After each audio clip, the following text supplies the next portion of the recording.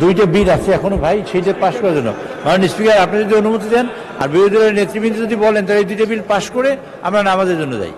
মানে আমি আমি আমি অনুরোধ করতে চাই। নামাজ তো ডিলে করা যাবে না। জি, ওকে।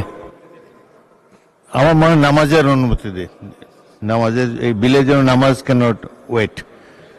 আর বিরোধী দলের নেতৃবৃন্দ যদি বলেন, তাহলে এই দুইটা বিল পাশ করে আমরা নামাজের জন্য যাই। যেহেতু আজান দিয়েছে আর এরপরও দুইটা বিল আছে, আমরা এই ফার্স্ট সেশনই আমরা পাশ করতে চেয়েছিলাম। তো মাননীয় বিরোধী দলীয় সম্মানিত নেতা নামাজের পরে করে মাননীয় বিরোধী দলীয় নেতা মানে আমি অনুরোধ করতে চাই যে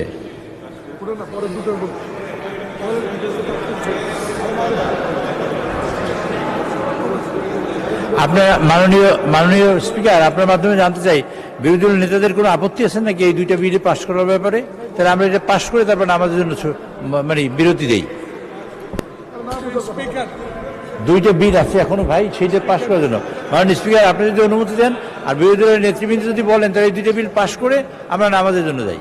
নামাজ তো ডিলে করা যাবে না। জি, ওকে।